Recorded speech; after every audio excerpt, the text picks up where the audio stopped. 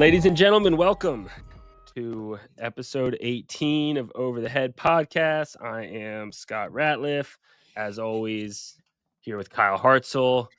College season is over.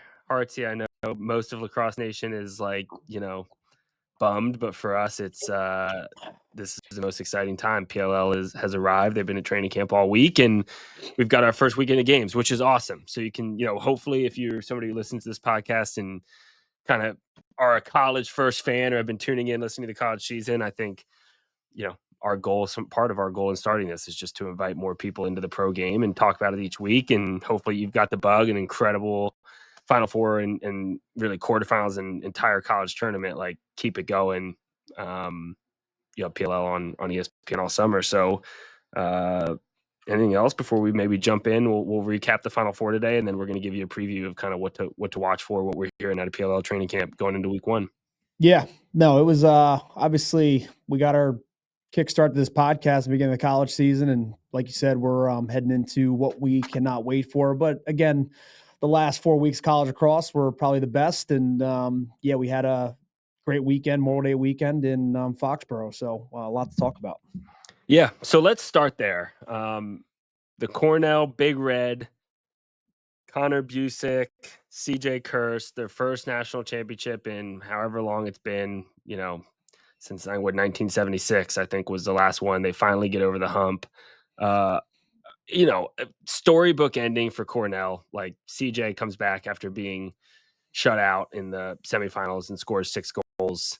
Busick's got tears in his eyes in the interview. He talks about going to Cornell after they had just been in the national championship in 2009 and thinking he's going to win one. And like, what a journey now for him, at 31 years old to be already in his second national championship and having won one. Like, can't say enough good things about him and the job he did there. And Maryland, a little bit of the same old story. Like, the Terps are the bridesmaids yet again, right? They, Tillman now goes to 2-6 in national championship games. And that's a conversation that, we'll get into about kind of his legacy and what all that means. But maybe before we jump in, easy to forget the losers in Final Four weekend, but like, what stood out to you, Hartsey? I mean, maybe it's the obvious and it's Kirst and it's Busick in the stories, but what was kind of your, what was your big storyline or your big takeaway from Final Four weekend? Yeah, I mean, right, we've been talking about Cuse all year and seeing them back in a Final Four. I think, are they back? Can they make it back in, next year? And that's to be foreseen, right? I don't think, all the blue bloods we've talked about, I think that's probably one of the biggest storylines is, no UVA, no Duke. And then obviously Richmond giving Cornell a scare. But like, I think the biggest storylines takeaway for me is, I think he's in the conversation as the greatest player to play college lacrosse, and that's CJ Kirst, right? He won the Tewaaraton. We had touched on that, I think, in an earlier episode, talking about Tewaaraton winners who go wire to wire and win a national championship.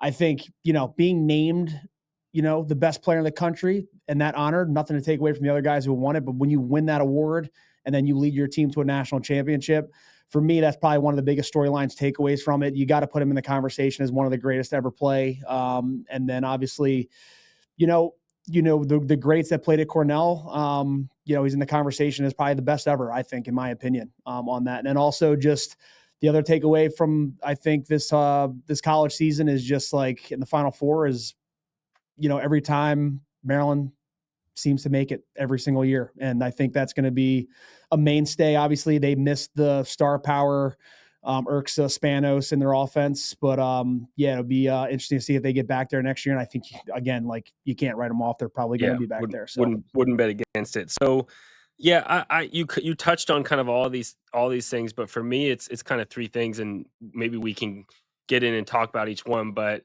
I rode here on the Q train. Like, that's been my lead off almost every week of the season, is just going on the roller coaster. And just what a disappointing. I mean, it's easy to like, truly, we haven't had an episode since before the Final Four. And now we are here today, and it's easy to just talk about the championship game and talk about Kirst and talk about Tillman. Like, I just want to make sure the lacrosse world remembers how disappointing that performance was by Syracuse in the Final Four game. Like, Penn State showed up and turned it into a dogfight. They shut down Kirst and they made a little run late, and it was like, all right, that team got to probably their maximum potential and they showed up and they gave us a good fight. Like Cuse just did it again. Like they you watch that Cuse team and what I saw was the team that should have lost to Harvard in the first round.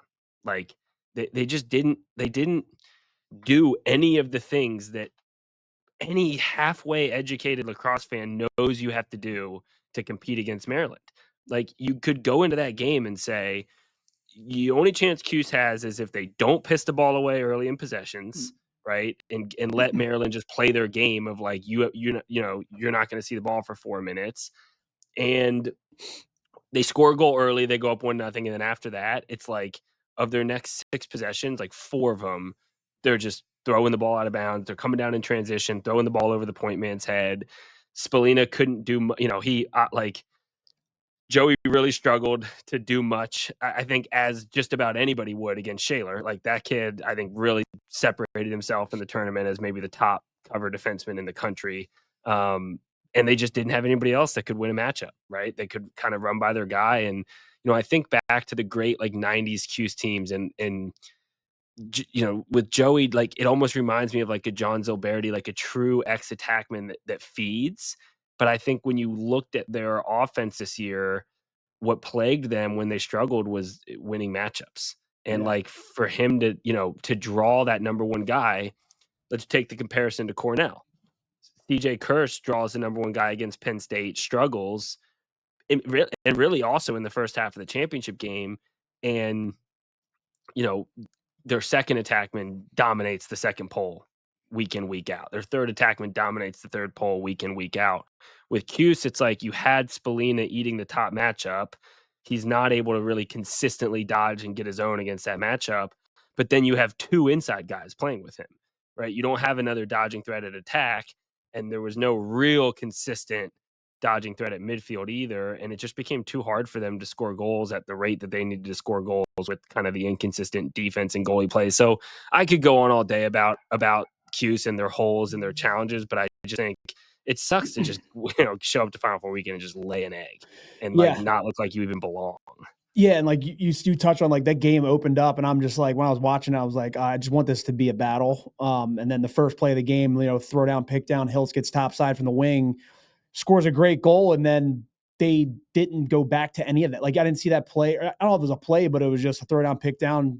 Getting the ball to your best players and setting picks for them, or just making it hard on the defense. And then they kind of just came down, pissed the ball away a bunch, and then it got so ugly so quick. They were just never able to claw back and get back in the game. But like Maryland, you just they've been there. They know they know how to win on those weekends and those games. And man, every time there was a big goal scored, and then like a defense from Syracuse, like late hit, the Maryland player would get up and just fucking, talking shit, and they were just ready to roll. And Cuse just looked deflated. To me though, like, yes, like they've been there in that stage, but that's who Cuse was all year. And that's who Maryland was all year. Yeah. I mean, Maryland plays with discipline and plays smart, played the same style from week 1 to the end of the season. And Cuse did that.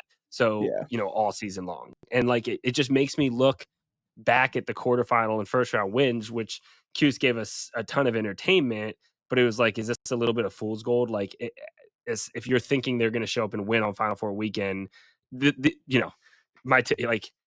giving up 18 goals in a quarterfinal is not a recipe to going on to win a national championship. I don't care if you ended up winning the game. Like that is a big red flag that, wasn't there. And then again, you can go back to the Harvard game. Like they really had no business winning that game. They get a little help with a non-releasable penalty, and to their credit, they pull off a miracle, but they laid an egg. That was tough to watch. They have a ton of talent coming back. I'll be interested to see like what adjustments are made up there. Like, how do they change as a team? Because obviously, like Spallina is probably going to go down as an all-time leading point scorer in Cuse history, an incredible career. Sure, he made it to a Final Four. Most of the big name players on that team are going to be back next year. Can they, in the transfer portal or some young guys, like can they find 1 or 2 more dodging threats on offense and a little bit more consistency on defense and like, make a national championship run? And forget, I get it, the Cuse, the program, are they back, whatever, forget all that. It's just like, you've got generational talent there with Joey. And is that the best you're going to be able to do, or can they take the next step? That'll be interesting. But let's switch gears if you don't mind. One last thing, how that game went. was when they panned the camera to Gary Gate. It was like 8-1, and he's just like got his hand on his head. Surrender Cobra. Yeah. He was shell shocked. He was like, "What the fuck do I do?" He was like, "Should I call a timeout? Should I just fuck it?" He doesn't know what to do about that. So, all right. So then let's go into what I think is the second thing, and maybe let's end where we started with Curse. But the second conversation that I have been having and have been hearing a lot is around Tillman and Maryland. So, and I don't know, I think you and I are on different sides of this, so maybe this will be interesting. But like, I wanted Maryland to win. One, my dad played there, and I grew up a Maryland fan and whatever. But I also just like, I hate this narrative that Kark is pushing about Tillman can't win on Memorial Day because of the 2-day turnaround. Like, I just think he overblew that storyline. He talked about it every freaking chance he got. Yeah. And there's a little bit of a narrative, and everybody's talking about like Tillman's record in national championship games. And my point of view on that is like, would it be better if he, like, would you rather have Tillman's record in national championship games or Busick's? 2-6 or 1-1? I'll take Tillman's. Like, he loses national championship games because he makes it to national championship games consistently all the time. And I think if you go back and look at the championship games that he's lost, I think I can only think of one time that I would say they had the better roster and the better team and lost in the championship game. And that was when they lost to UNC and Kluche on that crazy run in an overtime game. Every other time, like, they were the lower seed or the team with a little bit less talent, like, kind of clearly. Like, look at them against Notre Dame. Like, they're the team that you probably talent-wise should have lost in the first round of the quarterfinal, and he gets them all the way there, and then you run into a buzzsaw. Like, you run into a team that's not going to do what Cuse did. And Cornell, to their credit, they didn't turn the ball over, right? They did have more depth of scoring. You couldn't just rely on Shaler and a great goalie to take away their, like, the other guys. They had, 2 second-line middies score in the first quarter of that game. Like, and I watched that game. It's like Cornell's got more guys. They got more Jimmies and Joes out there than Maryland does, and Maryland is still, right here with a chance to win this game. So I definitely fall in like the Tillman defender category. Like, I didn't see anything about that game that tells me he didn't know how to prepare on a 2-day turnaround. I just think the team that had more talented players won the game, and his record is tough in national championship games because it's hard to win national championship games. And 95% of the other coaches, if they had made as many as he did with the teams he had, would have the same or worse record. So I just had to get that off my chest. Maybe it's easy to hate on him and the Terps, and they're always successful, and so people want to hate on him. But like, I just don't like. I think any Tillman slander is just. I think you're confused. I just don't. I don't buy it that's really actually a problem for him. I think it's more just Cornell was the best team. The best team won. And I think, to Kark's point, I'm with you, and I'm in agreement there. I just think a lot of this too is like circumstance and like by chance and by default. But like, to say a coach, if he doesn't have a week, he can't prepare for this. You're saying that about a guy who makes it to the Final Four and the national tournament every single year for whatever the hell that streak is. And you're going to say that about him. I think that's obviously not accurate, in my opinion. Like, you look at Maryland's team, like if Maryland had a CJ Kirst, or, if Bernhardt was playing in that game, like if they had one of those guys, like, they won it when they had Rambo, and they won it when they had Bernhardt. Yeah. Like, so I think you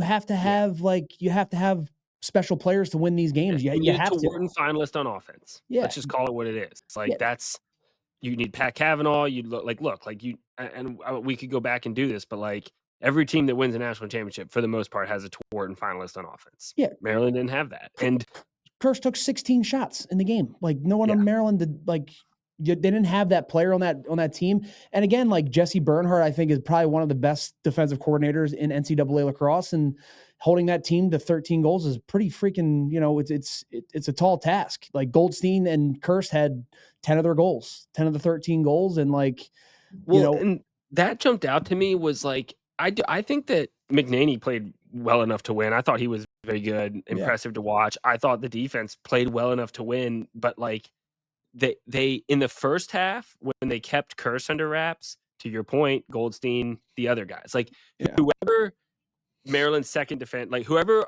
and they switched the matchup, Blake, the freshman, and then the kid number 50, Maryland's defense. Like Goldstein was racking whoever was covering him, and they kept going back and forth between those two, and they couldn't win that matchup. I mentioned it already. 2 second line middies from Cornell scored in the first quarter. So it's like their depth of scoring and talent on offense, which carried them Cornell through the Final Four game as well when Kirst wasn't at his best or was being game planned against. Like that's what won them the game. And Maryland just didn't have that depth of scoring. Like I would argue their top 2 offensive players, especially in the second half, like showed up and played to the best of their ability, but like they didn't go 5 deep who could kind of get you a bucket at any time. And they had like in the game too, man, they had chances, and Cornell goalie played great as well. I think he had like 13 saves, but like, dude, if Maryland buries like 1 or 2 of those shots, like they could either win that game or they make it goes into overtime. But yeah, I'm not buying into that Tillman thing. Like if I'm, if University of Maryland, the athletic director, I don't think, he ain't in the hot seat. And look, we love Kark on here because he came on the show. He had a great time, but like, and I know he does a great job of like pushing story. I say a great job. Actually, no, it annoys the fuck out of me.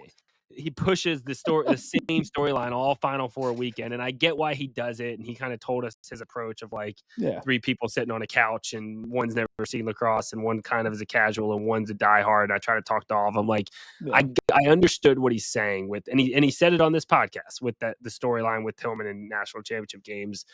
I just like I would want to go like on the surface. That's an easy argument to win. He's 2-6. But like, I want to go game by game and have you explain to me in the 6 that he's lost why it had to do with the 2-day turnaround that he couldn't win. And I just think if you actually go look at the teams they've lost to, it just does it. It has to do with the Notre Dame team roster. The Notre Dame team he had to play like, I mean, Jesus Christ, like they were one of the best teams of all time. You go back even to when we played them. We were the 1 seed. They were unseeded, and like we, like it just was like it wasn't coaching. It was just like. And I do think that's the interesting thing about that 2-day turnaround. You talk about tired legs and this and that. Like they're all these days, like they're all getting IVs and ice baths mixed with adrenaline. Like you're ready to go. It's just like when you do only have 2 days, maybe game planning matters less. And maybe that's what he's saying is like if he had a week, he might be able to steal 1 or 2 more of these. Yeah. And if that's the narrative, okay. Like maybe with a week, maybe he does find a way to steal that game. But I don't think it's like they're underprepared or he's like miscoaching these championship games. These were the notes that I want to remember for next year when making the picks that proved out to be true. The teams with shitty losses in the regular season aren't going to win the national championship. That's one. That proved out true. Going into the title game, Maryland lost to Rutgers. Cornell lost to Penn State, a Final Four team. So who's got the shittier loss? Pick the team that has the least shitty loss. That's number 1. Number 2, you pick Tillman all the way to championship. Just keep doing that if you want to win money. And then number 3 is the team with the better players will win the championship. And I know like that seems like so obvious, but after that performance against Cuse, like I think I picked Cornell on here and I shifted my pick to Maryland, like to win it all, because I was just like this team is just so dialed. And like Cornell has shown like a little bit of like diciness on offense in the last few weeks. And I just like as soon as that game started and 2 second line middies on Cornell scored, I was like texting with my dad. I was like, there's too much. This is like Cornell's in control. There's too much depth. If they're getting goals from those guys, like good luck, and they're just better. They have better players. Like you think the wallets are open at Cornell right now? You think they got you think the checkbook is just blank right now to get guys in there? No. No, I don't actually. The alumni aren't like just all the bankers aren't just like, hey, good job. What do you mean? I do have like a couple people from work who like do not follow lacrosse that I realized are Cornell people that were like sending me pictures of CJ Kirst. I'm like, I know. I guess good job, congrats. But no, pretty cool. But I do think the blank check might be open for old Coach Busick though. He's definitely the best. Going to be the most well-paid 31-year-old in lacrosse right now. I mean, holy shit! Like that's another good. I mean, we don't have to get into this, but like young coaches in college lacrosse, like Chamati, him are 2 of the probably talking points of the season. I mean, Richmond winning their first NCAA game. Chamati, if Chamati could hear you call him young the same way Busick is, that's quite a compliment because I think he's like in year 12 at Richmond, and he's like coached for like 5 years before that. But Yeah, yes, I mean, but in general, I totally. I think the Busick storyline can't be overblown though. Like no, 31 is insane to I be would. ahead. I mean, 'cause being a head coach is like being a CEO. If you like being that age and the quality of player and person that he is, and like coaching a high school team well, or even Yeah, coaching a college team well if you didn't have all the admin. But I think the hard part of being a Division One head coach is everything that's not lacrosse related that you yeah, have to take on and do, especially at a program like that with that tradition and that like alumni base. And even when you look at the sideline and you see a lot of the older guys behind him, whether they're assistants or like whoever's over there, the AD, like, and you're just like, damn, this 31-year-old is like commanding this crew. Like he's the final say in this room. I think it's very Sean McVay is like the only other like guy at this age that I can think of as a head coach that's like had that sort of success. yeah, And he's got the coach speak down, like he's just a yeah, vet on the mic, just saying all the right things, talking like a true coach would talk. yeah. Um, I was, and just I so was, I was texting with him today. He'll be on here to we'll talk to him, pick his brain, but just it didn't seem like when we were talking, it was just like back and forth. But like, do you realize how big of a deal what you yeah, did he like he, for de- he what it means definitely for that does. I mean, program? it's Yeah, for when sure. you're a college lacrosse coach, it's life changing Yeah, because one, you get bonused out a lot, and like your like baseline salary is significantly higher because you accomplish that. Like that, yeah, that's just how that works, or else you're going to go get hired away. yep, So like you're going to get paid better, which fuck yeah, like get your family set up, like get paid. Number two, your job security just went through the roof. yeah. Like look at Coach Toomey at Loyola. Look at Brett. He Look they at they Brescia. He went won one, and freaking he's been there for. yeah. I mean, and Toomey's my own storyline. Like couldn't be happier that Toomey's back to correct it. But like if he doesn't have that national championship and he goes 2-10 this year, are you giving him another year? Like probably not. Yeah, But he's the guy that took this program somewhere that it's never been. And same with Cornell since 1976. And Tambroni was there and couldn't do it. And Milliman was there, right? At some yep, point. I mean, like, it's not like it's not like you plug and play any coach into that program and you're just going to win championships. Like yep, he deserves like the most credit of anybody, yep, including CJ. Like he's recruiting those players. He's building the culture. And everything that Cuse didn't do, Cornell did. Cornell, yes, they had the Jimmies and Joes, but they turned the ball over under like 5 times in the entire game. They didn't win faceoffs, which hurt them, right? But they had a game plan that worked and they were responsible with the ball. And what would they do? They had a fantastic ride and they ended up stealing 2 to 3 possessions that changed the game on their ride. So like it's again, I just did it. It's easy to say Kirst and Goldstein and blah blah blah, but like they were very well coached. It was very clear they understood their game plan and executed it. And then that mixed with, the quality of their players and again, maybe the best college career ever, one of the 2 or 3 best college careers ever, capped off with a championship. Really cool. I mean, it was hard not to like, have tears in your eyes seeing the brothers and his mom up in the in the crowd. And yeah. Pat McAfee gave him a shout out too. They said he's like, I didn't know there was another royal family of lacrosse. And he mentioned the curse, so that was pretty cool to get the yeah, publicity from McAfee. McAfee. McAfee. McAfee. McAfee. I don't fucking know. Long day at the office. Very long day at the office. So apparently he's getting surgery on a broken hand, Curse is, and so I mean, we could shift into PLL, but may be a little while before we see him in a Water Dogs uniform. It's not confirmed, but who is your source? Who is your source? that's what I've heard through the grapevine. I think that was floating around PLL camp that he has had a broken hand for a while, and I think either is getting or already got surgery on it, like right away to fix it. So we don't have a timeline on when we're going to see him. The Water Dogs are going to bye week 1, but if it's surgery, I would have to imagine like it may be a little bit, which would suck for the Water Dogs because he's the type of guy that can change your team right away. So that'll be interesting to watch. So anything else? Now, great job, ESPN. Again, I aired my beef with Kark and Tillman, but the broadcast was fantastic. It was fun to watch. The crowd at Gillette was great. Like, now we have to remember the next time we see those college lacrosse logos and we start talking about college lacrosse season, It's going to be Big Ten Network and Flow TV and stream.fuckyou.com. So take it in while you can. That was your 3 weeks of ESPN college lacrosse, and now we've got to wait a full year before we get it again. So anything else, Hartsy, before we sign off on the NCAA season or on to PLL like we're here for? Let's move on. Okie dokie. All right, so Premier Lacrosse League has arrived, and I will ask you, I've spent some time thinking about this. Going into the season, what's the biggest storyline? What's the thing that you're most interested to watch and see? I think back to last year, and I think it was like rookie impact was kind of something that like a lot of people were talking about with Brennan O'Neill and Pat Cav and all these like big name rookies. Probably not the case this year. What jumps out at you? What are you most excited like for going into this summer and going into kind of this season of PLL lacrosse? Yeah, I'm excited. Obviously, we've and talked is it about the Rabel TV show? No, it's not that. When does that air? When does that air? Okay, never mind. Just checking. Sorry. Go ahead. I wasn't featured in it, so I don't give a shit about it. He did. Austin, Texas isn't one of the places he's going. God damn it.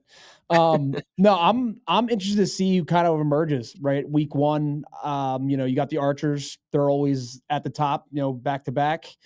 And then for me, the Cannons. Like the Cannons, last year, Matt Campbell, he's going to get a lot of pressure off his shoulders this year with some midfield depth. And I think the Cannons and the Archers are 2 of my top favorites coming out of training camp. We don't have a ton of information on anything, but the league is changing over. There's a lot of young and up and coming guys coming up through the ranks, but I think a couple bright spots, guys I'm looking forward to watching is Owen Grant. For the Cannons, I've been hearing really good things about him in training camp. They're really excited for him, and he scored 2 goals in the scrimmages, so that's going to give them a lot of stuff in between the lines there. Jack Kilty coming off his Achilles injury. I think, that defense right now, Kilty, Eppel, Bryce Young, and then you got the ability to move Grant down if you want to, which I think you might see him quite a bit, and Bryce Young can bump up. But I think the storyline for me is the Cannons and what they can do this year. I think they're a contender, and I'm really looking forward to seeing. I think the biggest storyline is to see who jumps out at us week 1. We have a lot of uncertainty of who's playing where, who's, Pinnell with the Whip Snakes. There's a lot of guys that, free agency, a couple guys that got cut. Jules Hennenberg. It's going to be interesting to see week 1 who emerges, but Cannons are definitely the storyline for me coming out of week 1 to see what they look like for sure. Okay, so I'll devil's advocate you a little bit. I got 2 things that I landed on. One is, when you look at the conference alignment and you go off rosters, which might be fool's gold, but like who's going to challenge the Archers in the West? Like it looks on paper like the East is an absolute bloodbath. Like I could see any of the teams in the East, winning that conference and winning the championship. I mean, the Water Dogs obviously struggled last year, but let's see about Kurt's health, and we know who they have. You just talked about how good the Cannons can be.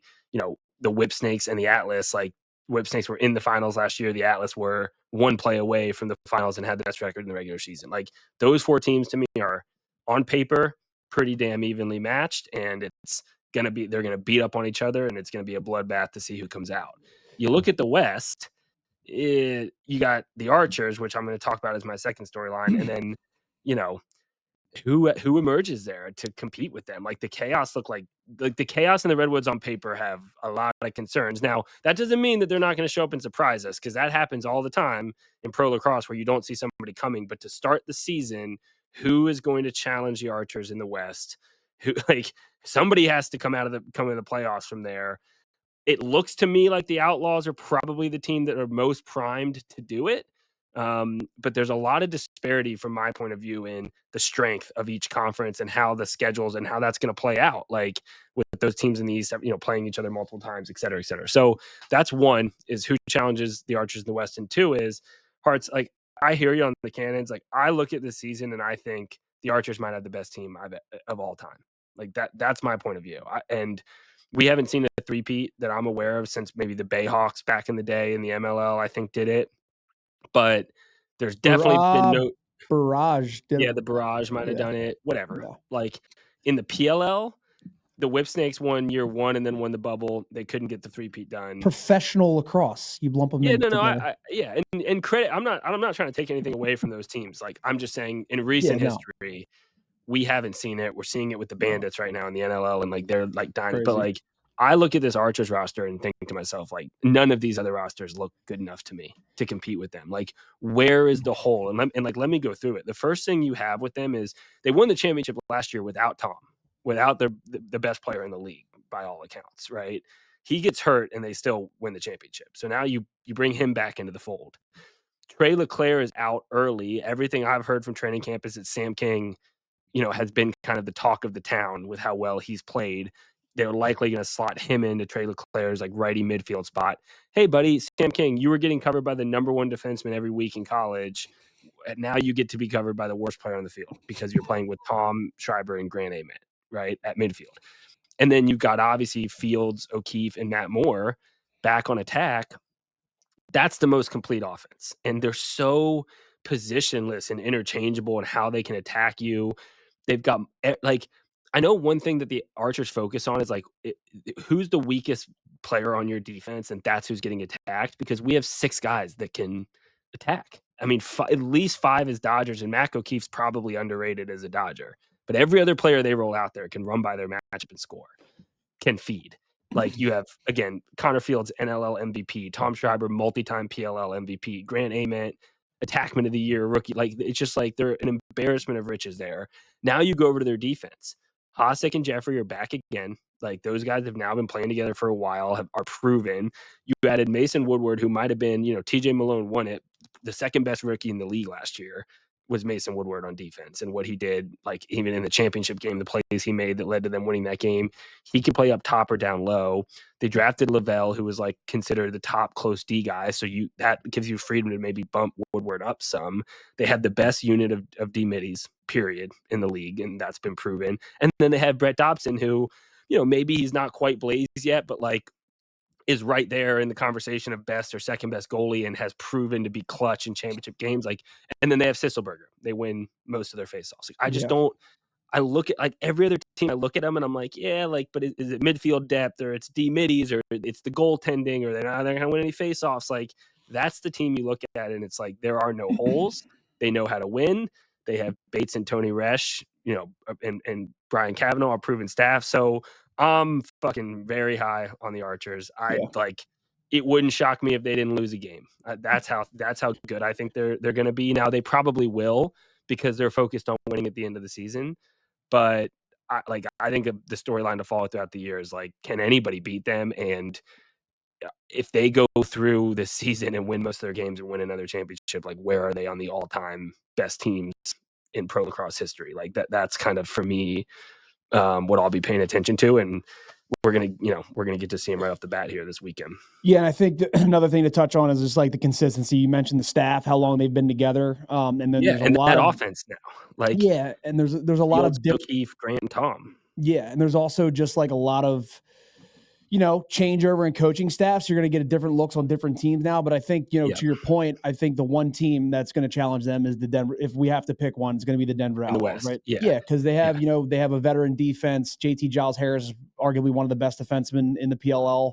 And then, just it's going to be interesting to see what these teams do with their talent, right? Where is Pat Cavanaugh, Brennan O'Neill, Logan Wisnowskis, are all three of them going to be on attack? Where's everybody going to play? Where is everybody going to play? We could do the same thing with a lot of teams, but with the whips and how do they roll out here and set up their lineups? Yeah, and I think with the Archers, we could guess what they're gonna do. Grant Ament out of the midfield, like there's not going to be a ton of change on that. And this is where that becomes an advantage. While these other teams are finding themselves, like look at the Whipsnakes last year. They weren't that great all year. They were good, and then they kind of find themselves with this young lineup late in the season. And what do they have to do to get to the championship game? They've the Archers get the first round bye, and then they get to play the lowest seeded team in the semis, and they kind of coast, and then they're just kind of unscathed sitting there in the championship game. The Whipsnakes are in an absolute battle with the Atlas in the semifinals, And like you go in and maybe you're a little more beaten down and emotionally drained and whatever else, and then you play in a close game and you lose. Like the advantage of just going into a season like knowing who you are and almost like again, I'm gonna bring up the Bandits. Like you see it with them in the NLL, but like it feels like the Archers can methodically go 8-3, like without Yeah. really like breaking a sweat. They're gonna get their way to a 1 seed or whatever, just because they while other teams are figuring out lineups and everything else, like they just know exactly who they are, and their depth is insane. Like they've every year they've lost key players in the playoffs and they've still won. So what Yeah. happens if they don't, like what happens if Fields is healthy and Tom is healthy? Like it's just like they haven't had that yet. They haven't had a playoff run where their starting six on offense is all healthy. This might If be they the had first. that this season, Yeah, this might be the first training camp that Tom's actually been there for the full training camp, right? Usually, the Toronto Rock are usually in the playoffs, and he looks like he's healthy, and it's tough playing in two leagues, man. Like getting a healthy Tom Schreiber is going to be awesome to see week 1 this weekend. So yep. So excited to watch that. So let's get into it. Like I think maybe, I don't know if there's kind of other things from training camp, but I think a fun way to do this would just be go team by team. Like one of the things, and we'll have to figure out our recording schedule in the summer, but we know the 25-man roster cuts. The 19-man rosters were submitted today. You and I probably have some ideas because of people we know and talk to, but like we don't know for sure what lineup each team is rolling out. And especially early in the season, like with rookies, like sometimes there's, like it's hard if you played in the Final Four. It's hard to turn around and dress week 1. Like and like some of these guys, like some of these rookies, like leave training camp to go to college graduation, or some of these Tewarton finalists are like at that event Thursday night, and so like there's always some interesting roster stuff week 1 that kind of shakes itself out over the course of the summer, and teams come in. no Sunday games, thank God. Yeah, so the slate of games this weekend is on Friday. You've got Chaos and Atlas. So the Atlas are the home team, so they're going to play twice this weekend. And then you have Redwoods Outlaws.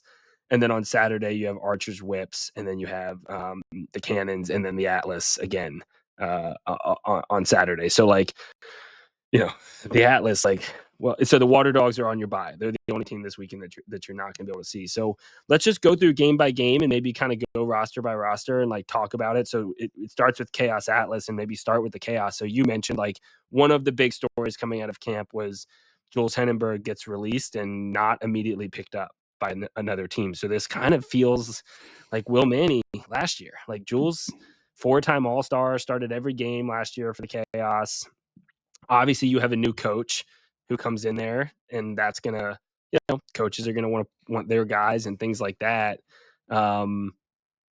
Jules obviously a friend of the program and a friend of ours, and somebody who's like, he's a proven commodity, proven vet, but so was Will Manny last year, right? And he never ended up getting picked up and kind of getting another opportunity. We think he's going to now, right? But tough, situation for Jules, and like, I mean, you pull up the Chaos roster and it's a little bit like, who's going to be out there on offense? I mean, I saw one interview with Coach Colsey, and he talked about like, well, we want to be, we want to attack with strong hands, which is like to me is a weird thing to say, but it's like kind of a thing to say, almost like we want to play a Canadian style offense, which is kind of like interesting. Like, well, that's exactly what Towers did. And like, and Josh all the gone, so Canadians are gone. Yeah. So like, so he basically painted it as like, look, we're heavy righties. We don't need another righty with Jules. Like, and it is what it is. Like, he's got his right to choose players, but I look at that roster and like, I cannot predict who their 19 is going to be. Like, who are the 7 or 8 guys you're going to see out there on offense for them a bunch?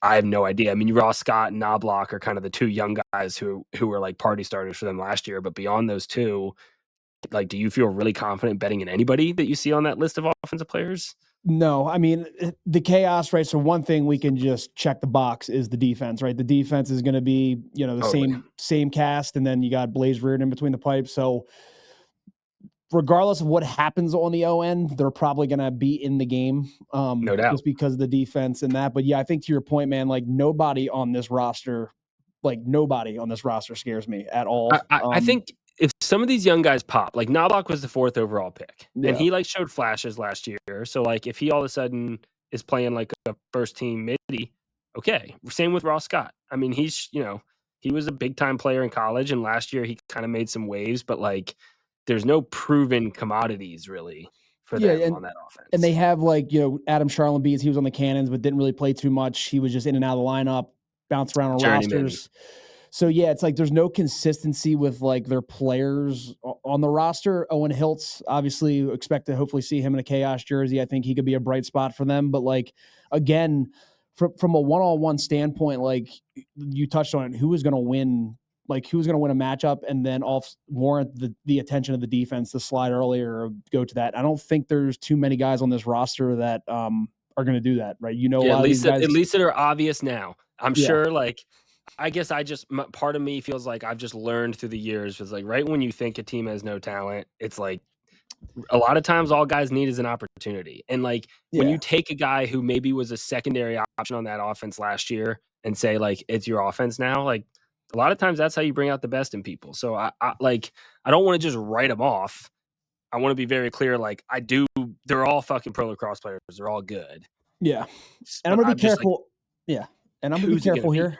I'm not gonna be careful here. I'm not gonna say someone's gonna get blown out because training camp is a bear, right? How long it is. Yeah, but they are playing the Atlas. Sleeping in those Albany beds, eating that cafeteria food.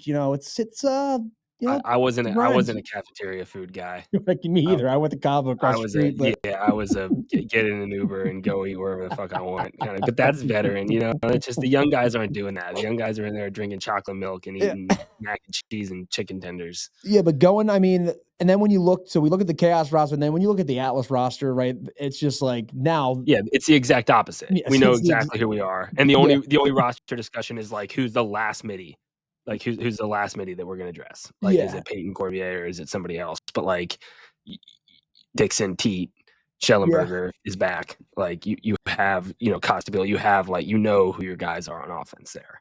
yeah. And then like I think the Atlas have one of the best close defenses in the Yeah. PLL as well with Adler, Rex Road, and And Makar. Maker. Like Yeah. they're and then you got Liam Menteman in between the pipes. Yeah, and So Tyler Carpenter, who won LSM of the year last year. Like that I yeah, had one of the coaches said to me, the Atlas were a third short stick D midi away from winning the championship last year. Like yeah, the roster is complete. Like it's probably, and I know you're talking about the Cannons, and we'll get to them, but like I actually would say on paper, the Atlas are the closest team in terms of like the least amount of question marks and knowing who you are. To the Archers, just like they don't really have a lot of obvious holes to fill either, and their generational players on offense are young, so like you yeah. expect to see a step up from some of those guys. And then adding some guys, some veteran guys to that roster, like, a Kyle Jackson, I think could be really good in this offense, an off-ball guy with Schellenberger, Proven. Yep. Dixon. Like he's a Dixon, but in the midfield, right? He's going to move off the ball and he's a smart player. And it's going to be, I think he could potentially have probably one of his best years because now he has guys where his game is cut off the ball, move off the ball. And then guys like, And they're going to find they him. have Peyton Cormier. And Yeah. like there's no spot for him to start an attack because you have T. So Yeah. like the big fella either has to run out of the midfield, which maybe he does, and he has built-in chemistry with Dixon and Schellenberger. So like I actually think that might be the conversation there for them is, do we go with Jackson as that kind of lefty midi, or do we go with Cormier? Jackson is the more dynamic player and is proven in pro lacrosse. Like, he's a champion with the Chaos, and he does bring more to the table as a Dodger too, right? Like you're right. He's an off-ball guy, he's an inside guy, but like he can also beat a shorty. And that's Yeah. probably your question mark with Cormier is like that / like, can the big fella get to run to the box in time to prevent transition defense? Like that's tough for a guy who's like the game they ran. Yeah. finisher. I forget what game it was. They ran him out of the box, but it did not, like when they turned the ball over, that was not good. Run off. Yeah, he almost like becomes a trading, chip to me. Like even though you want to keep him with those UVA guys, it's like somebody out there needs a lefty attackman, and he's the second all-time leading goal scorer in college lacrosse history. But you have the reigning MVP Jeff Teat playing lefty attack for you. So like I just don't know if there's room for him. But they have 2 games this weekend, so you'll probably see 2 different lineups from them. And like he might get a game and Jackson might get a game, right? Like those are some of the things that happen week 1 while these coaches are still tinkering with it.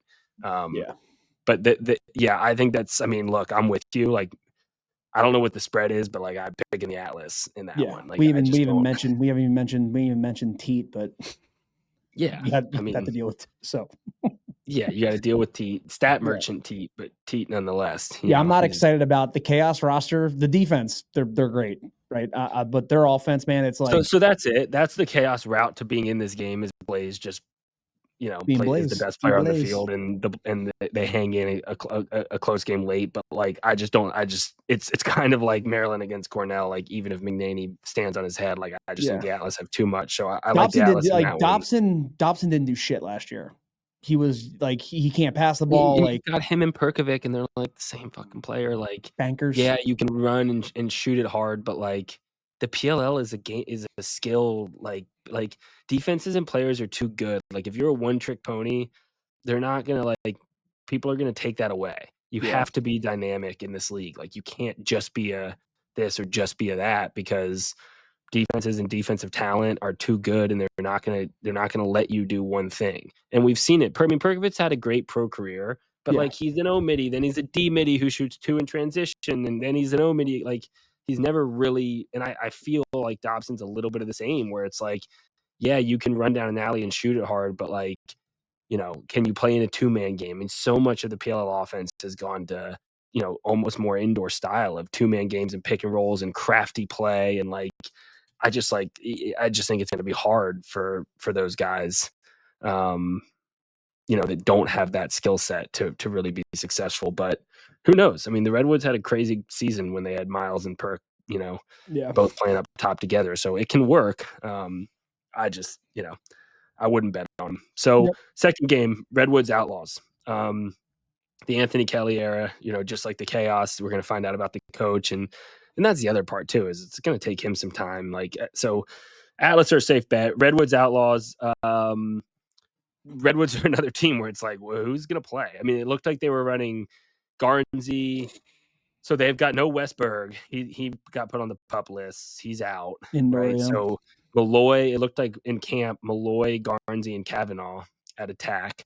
I did hear some notes about McAdory just looking super good. He's a guy who I think could be a better pro than he was in college. He's just so fast and athletic. And again, you take some of the load off him, you get him around better players, and now he's being covered by a short pole, right? Yeah. Not being like, so I with him and in English, and they've got Tevlin, who's like a dynamic two-way. Like they've got athletes, Knack still in the midfield, but that Kavanaugh, Garnsey, Malloy, like what's that going to look like, right? Chris Kavanaugh.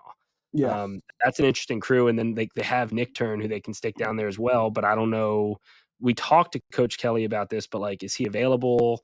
I know he said there were a couple games he's got some military stuff going on.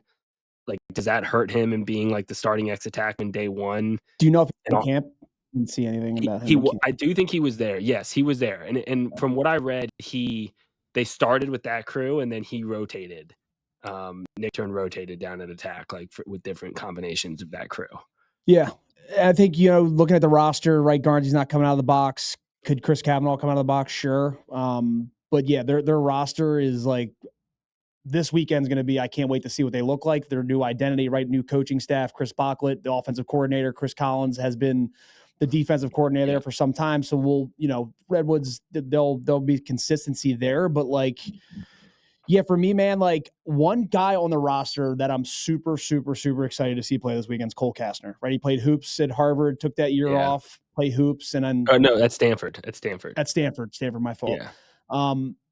I'm really interested to see this kid play because one, he wasn't doing basketball. We all know translation, right? Very similar to footwork and lacrosse playing defense. So I think that only made him better. And I'm really excited to see this kid play this weekend because I think he's going to be, I think one of the best LSMs, or if he's playing down low, who knows what they do with him. But yeah, that's a great call. He's going to be fun to watch. They've talked about a little bit of a goalie battle there. They've got Chase Ireland, who played at Yale, TD's little brother. Obviously, they're good at the faceoff X. Jared Connors, I heard, scored a 2 in a scrimmage in camp, and like he was better. He had his best season so far last year, right? In general, he's been disappointing from what he was in college, midfielder of the year, but last year he did start to show some flashes, and like him and TD are like high school buddies. And so like to me that so I think you probably see Kastner down low would be my guess, and Jared's kind of their guy at LSM.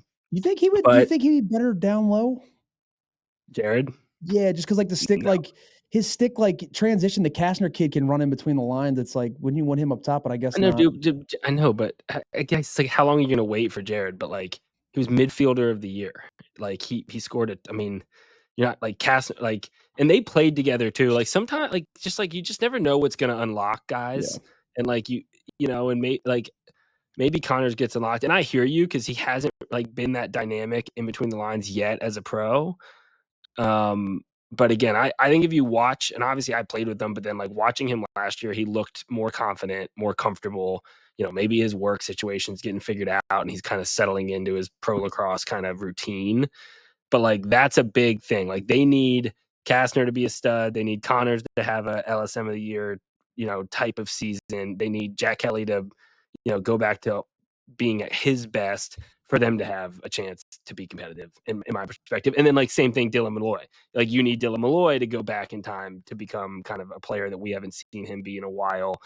And I think all of that's possible. Like I don't think it's impossible. I think we both have talked about how good Coach Kelly is with culture and bringing the best out of guys. But our job is to sit here and talk about week one, and like there's a fuck ton of question marks on this team, and like I wouldn't bet on them week one. Like there's a lot of you got to prove it to me, type of guys that are out there for them right now. Even Ryder, like he did start to command the top matchup, but like he's had Rob, he's done a lot of damage being the second guy on an attack unit in his career, and now like he's kind of the clear number one. Does he still have some of that magic? He cooled off a little bit last season compared to his like borderline MVP season 2 years ago. Like there's just a lot of question marks. Sam English looks like he's on the pup, but I would love to have seen him this weekend. But it looks like on the roster they have him listed as out on the pup list. But he's another bright spot. Tevlin is stud on that team too. I mean, you do have Tevlin playing two-way midfield, and obviously we talked about you've added McAdory. Who I think can be dynamic and good in the midfield for them. So, yeah, like, look, again, familiarity, right? Like, Ryder coached Chris Kavanaugh. So, like, do those two bring out the best in each other? Does Connors and TD, who are like high school buddies, bring out the best in each other? And now you add Kastner, and Connors and Kastner played together. And, like, when you start to, like, in pro, this well, like, in pro lacrosse, like, that familiarity and, like, the confidence you get when you're the guy and you feel like your coach and your team believes in you, like the Redwoods and the Chaos for that, like they need some of that magic. Like they need some guys that you and I are sitting here looking at their roster saying like, I just don't really know who the guys are on this roster. Like they need guys to become the guy that aren't obviously that, right, going into the season. So I'm betting against them week one. The Outlaws to me are we saw like the rookie explosion that they had last year. We go through their roster quick, like Brennan O'Neill, we know what he can do. Now you have healthy Wisnauskas. Now you add Pat Kavanaugh, right, to that group. And then, like, honestly, RT, the guy who might have been better than all of them last year is Bundy. Like, Bundy last year just fucking shooting twos left and right. I mean, he's a dynamic goal scorer.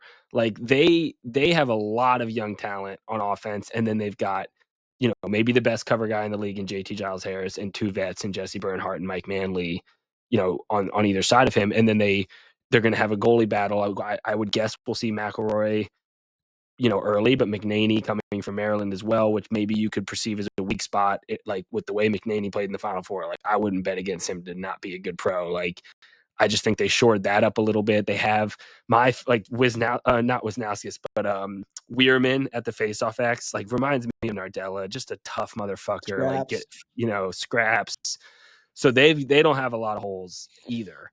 Gotta figure out that attack, but yeah, and I think for me going into the season, before training camp and trades and stuff like that, the biggest question mark for the Outlaws was D Mitty, right? Their defensive midfield was just like subpar. Like Haas retired, Tarafanko has always been great, obviously, but now they picked up Zach Geddes. So Zach Geddes, Tarafanko taking probably most of the majority of the runs. Zach Geddes is an absolute freak in between the lines.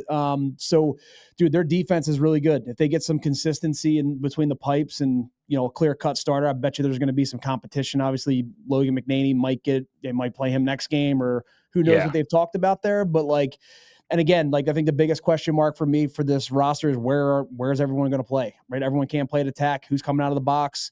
And it'll be hilarious because Kavanaugh, right? He pretty much threw a fit for not playing at attack his natural position. Is he going to come out of the midfield? Because then it's going to be like, what the fuck? You got traded. I don't think so. Just because of the lefties. Yeah. I think it's going to be Wisnauskas, O'Neal, and Cav starting at attack. That's my guess. But if not, wouldn't be surprised if we see Brendan O'Neal coming out of the box. And I know they've talked about that, like turning him into a Dodger up top and sweeping and like, you know, it's. Yeah. I mean, look what he did as a midi on Team USA.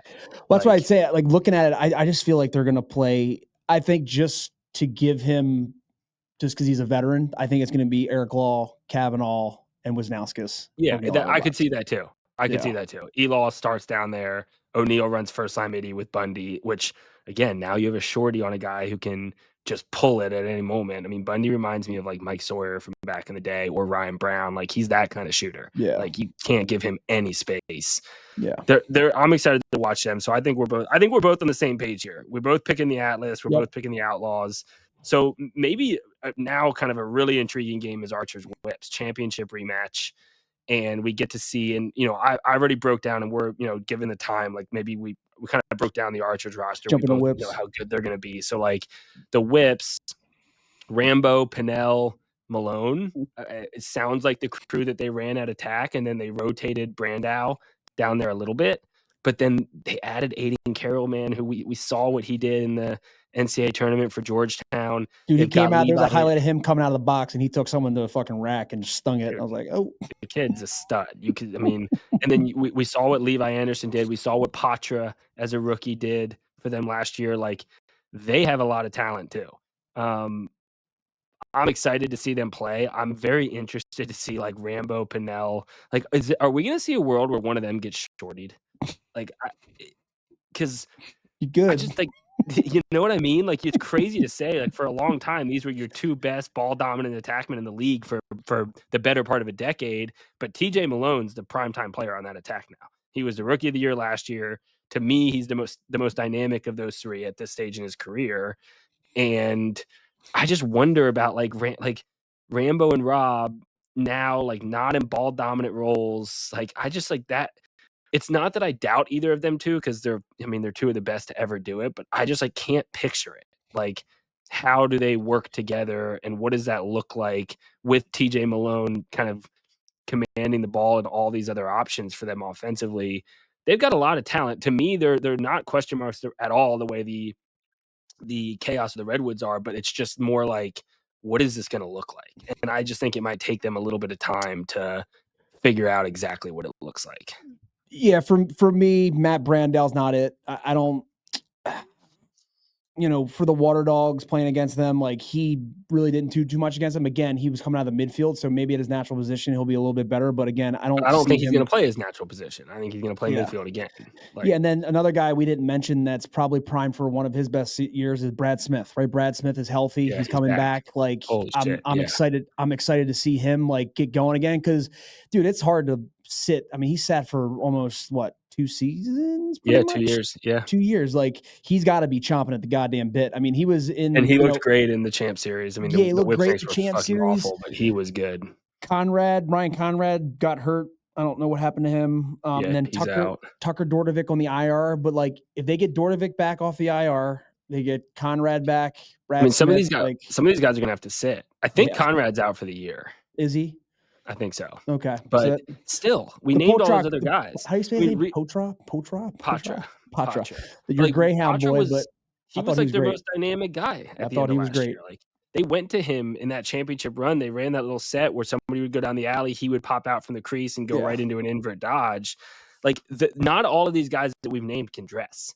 Yeah. And I mean, again, Kyle, like, are we going to see Rambo or Rob get benched this year? Like, Maybe. It's hard to imagine, but I mean, Levi was great as a rookie last year. TJ Malone was rookie of the year. Patra was excellent as a rookie. To your point, if Dordovic comes back, who was previously a rookie of the year, if Aiden Carroll, who looks like he could be a rookie of the year candidate this year, comes in and plays, Brad Smith, who's a proven guy, there's not enough roster spots on offense for all those guys. Like, somebody there is not going to make the cut.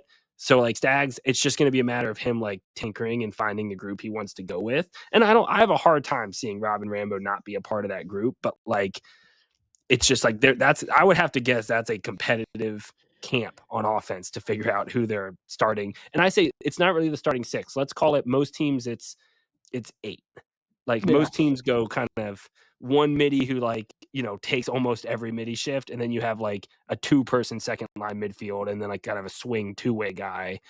Like it's probably who are the 8 on offense for them. That's going to be fun to watch and just see who at least he rolls out, to start with the Archers week 1. I think that's going to be a really competitive game. And another thing, right? Their defense, right? I just don't.